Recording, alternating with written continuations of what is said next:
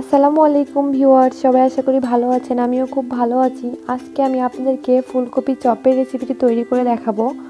আশা করি ভিডিওটি আপনাদের ভালো লাগবে। যদি ভালো লেগে থাকে তাহলে অবশ্যই আমার চ্যানেলটি সাবস্ক্রাইব করবেন। তো চলুন ভিউয়ার্স, ভিডিওটি দেখে নেওয়া যাক।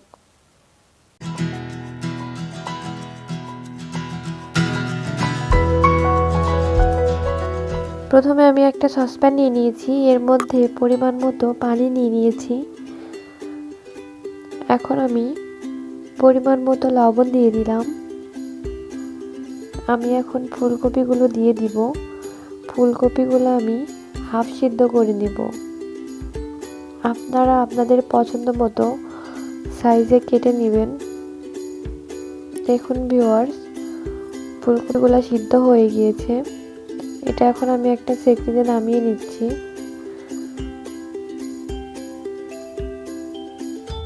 এখন আমি একটা বোল নিয়ে নিয়েছি, এর মধ্যে 2 কাপ পরিমাণ বেসন নিয়ে নিয়েছি।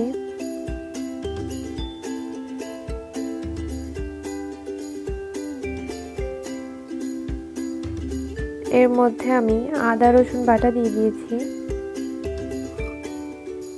হাফ চামচ করে। পরিমাণ মতো লবণ দিয়েছি। 1 চা চামচ পরিমাণ জিরা গুঁড়া দিয়েছি। 1 চা চামচ পরিমাণ গরম মশলার গুঁড়া দিয়ে দিয়েছি। পরিমাণ মতো হলুদ দিয়ে দিয়েছি। হাফ চা চামচ পরিমাণ চিলি ফ্লেক্স দিয়ে দিয়েছি। হাফ চা চামচ পরিমাণ মরিচের গুঁড়া দিয়েছি।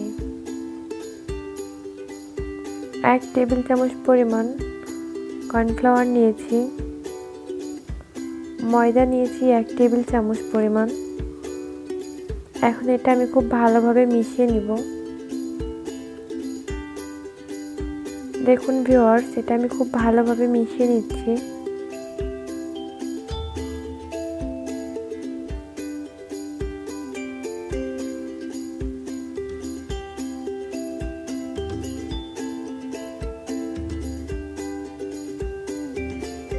এর মধ্যে এখন আমি পানি দিয়ে দিব। হাফ কাপ পানি দিয়ে দিলাম। এখানে আমার আরেকটু পানি লাগবে। দেখুন, আমি আবারও হাফ কাপ পানি দিয়ে দিচ্ছি। এটা এখন আমি খুব ভালোভাবে মেখে নিব।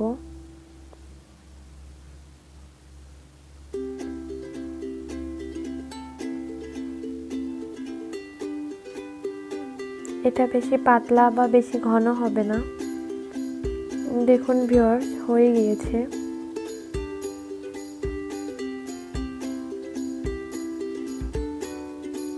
এখন আমি ফুলকপিগুলা ভেজে নিব। দেখুন, আমি এই বেসনের মিশ্রণটিতে ফুলকপিটা খুব ভালোভাবে মেখে নিচ্ছি।